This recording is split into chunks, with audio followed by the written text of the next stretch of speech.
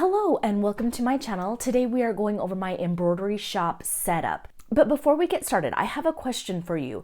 If you have an embroidery business, did you start out with a single needle machine or did you move straight into a multi-needle machine, like a 6 needle or like a 10 needle? Because somebody put a comment and they said, if you're starting a business, don't even waste your time getting a single needle, move right on up to a 6 needle. And I want to hear your thoughts on that. And then we'll discuss that later on in the video. I'll show you my table on wheels and why you need one. Oh, and I have a whiteboard. It's magnetic and it's hanging inside of my cabinet. I'll also show you where I have my printer and my charging station, how I store my inventory, my hats, my sweatshirts. Right now I'm in my pink room and you're going to see kind of a transformation. I'm going to be adding Ikea cabinets over here. I don't even have my wall up I don't even have my door up right now. It's like right over here. The first thing I need to do is change my lighting to a daylight bulb. So why is it so important to have good lighting? Pictures and social media content. I will share with you some pictures later on in the video. That is what has helped me grow my business. So I'm just going to show you a time lapse of my room getting put together. I invested in the kallax storage system from Ikea. I had all the parts delivered to me, so I didn't have to play the scavenger hunt game in the store. I absolutely hate that. I carefully took measurements of what was going to be in my cabinet, so I strategically picked out things based on those measurements.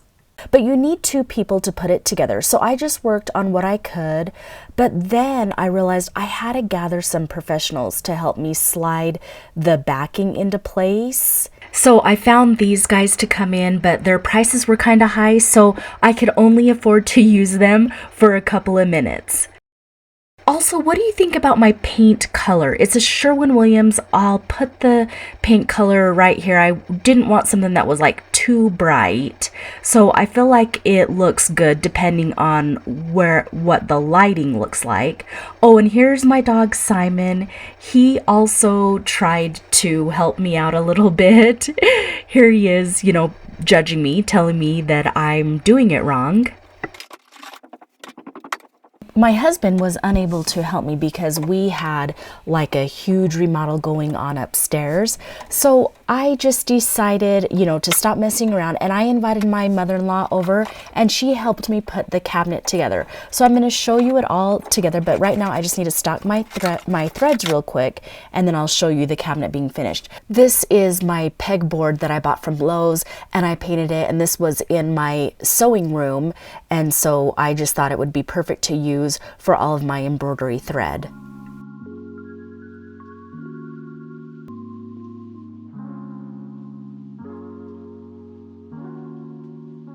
So again, I did not do this by myself. My mother-in-law came over and she helped me with all the framing.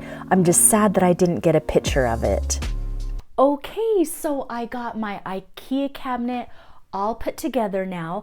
I'm going to reveal what is inside here pretty soon. But first, what I want to start off with is my rolling table. I'm gonna have to fix the video in here, and there's my dog. So say hi, Simon. That's Simon. So I got this table from Ikea, and it has holes on the legs so that you can add wheels. So you can't see the wheels here. Maybe I'll bring that down. And so it has wheels so I can move it anywhere around the room. And the reason why that is important, because sometimes I want the natural lighting. I've got natural lighting over here that I can use to take pictures on. I also use this for my shipping and getting my orders ready to ship out, or when people need to pick them up. And then I also use this for cutting fabric. And then I have my Hoop Master station that I put on here as well. So I'm going to show you where I store that at. And then also sometimes if I need a background, like for some of these hats, then I just move it right along here and I can take this off and I'll just set it over here. So I have a nice white background, and then I also have a background right here where I can lay like my hats and things like that to take some amazing pictures. If you find this video helpful so far, make sure that you hit the like and subscribe button, and you can follow me on Instagram. Thank you. Next, I'm going to show you my magnetic board.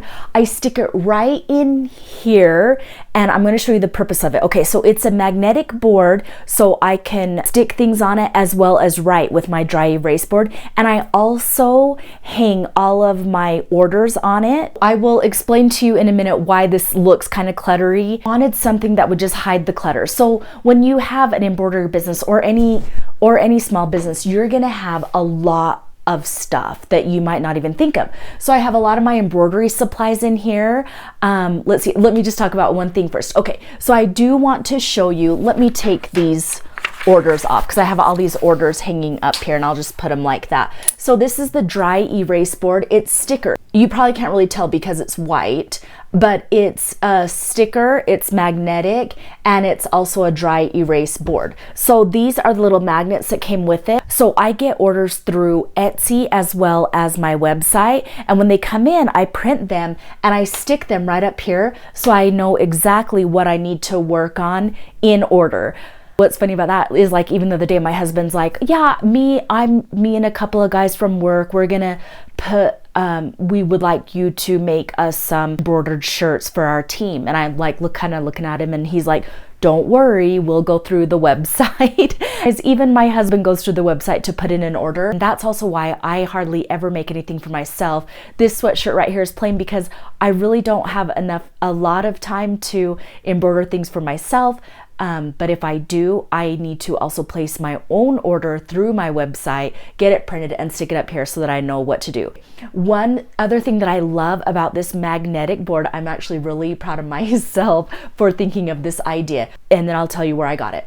But when you have a multi-needle machine, and sometimes you change the threads and you don't remember, did I change thread number 1, 2, 6? Is there a sharp needle in it, an embroidery? What size needle is in it? Well, I have written down right here, you probably can't see it, but you get the hint. So I got like 5, 4, 3, 2, 1, and underneath it, I write down the needle and the date so that I know when is the last time I changed that needle. Do I need to change the needle again?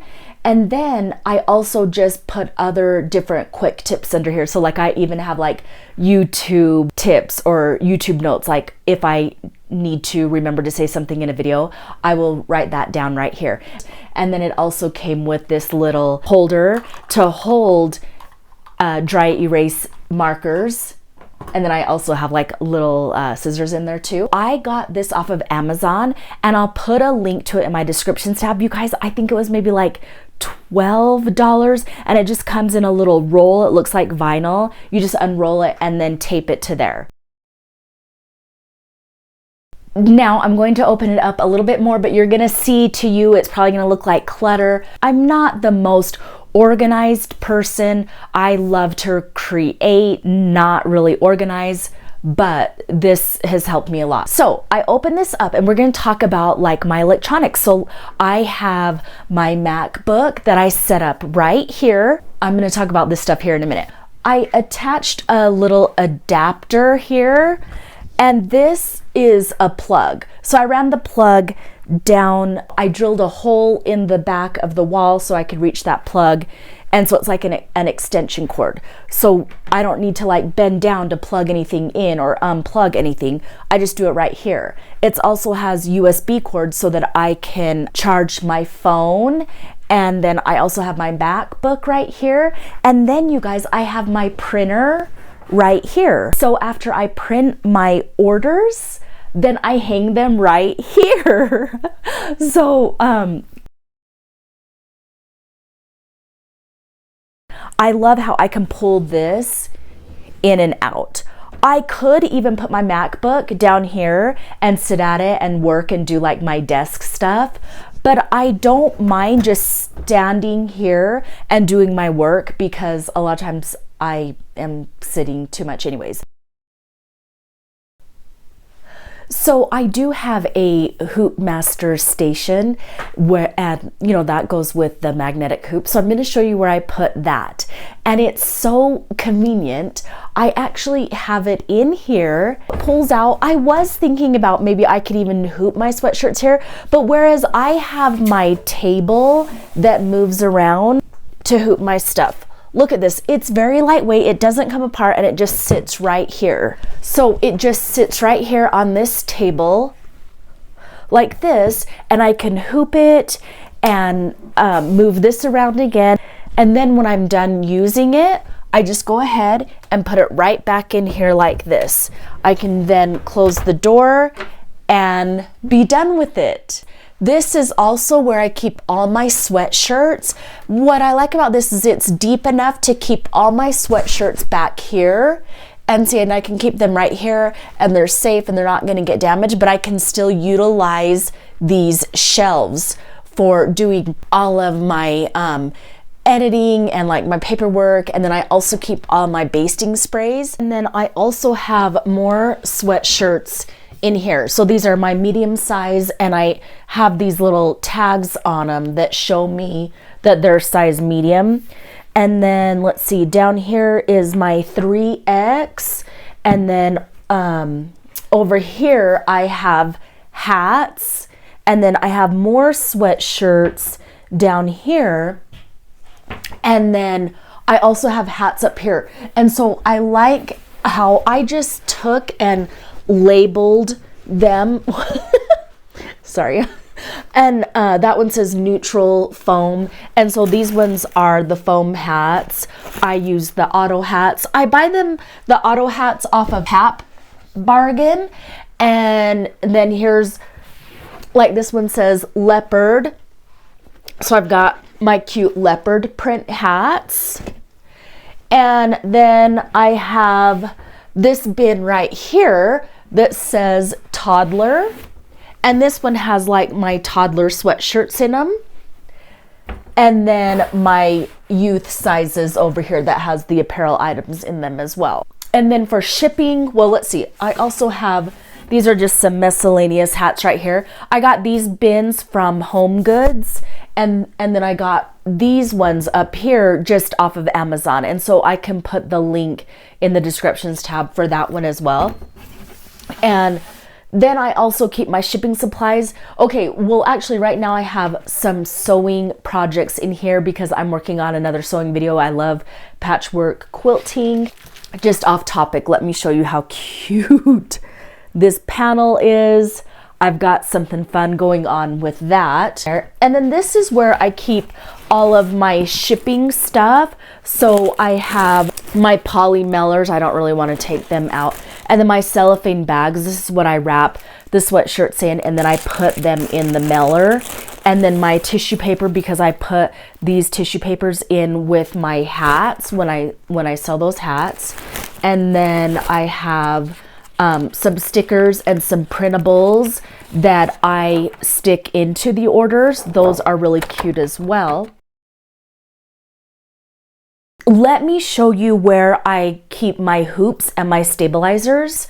You know, I have the regular hoops, I have the magnetic hoops, I have my hat frames. And so some of those I keep in here. I keep them back here. And then these are all my labels that I include with my orders. I have my measuring tape. I have, oh, this needs to go in here. This is my scale for when I mail things out. And so I'll just put that in here as well. So this is kind of like a catch-all. My tape, another thing that is so good, oh, my tape and my scissors, because my family, they know if they need scissors or tape. You know, there's supposed to be some upstairs, but they know that there are some downstairs, but I keep them out of sight so that they're less likely to come down here and rummage through my stuff. So scissors and tape, I keep them out of sight, out of mind for them, but I know exactly where they're at. Now let me show you, oh, you can never have enough lint rollers. So these need to go in here. So I bought this. It's like an acrylic organizing thing, and I added, let me get you a little bit closer. And I added some shelf liner to it to kind of make it grippy. And so this is where I put some of my hoops. I have some hanging over here, and then I have my hat hoop right here, and then the storage hanging right here. Let me pick this stuff up. And then I have a drawer right here. And then right down here is where I keep all of my stabilizers. I use tearaway stabilizers the most, and then this is like my water soluble topper stabilizer. And then in here is where I put my cutaway stabilizer. And then I have this little area underneath here that holds a lot of my stabilizer as well. But then what is so nice is I can move this table over here if I need more room, and it can actually just overlap over that table. So I really love how versatile my room is. Now let's go back and talk about your very first embroidery machine. Did you start with a single needle? That's what I started with, is this Brother & Novus 2500, and I made good money with this embroidery machine.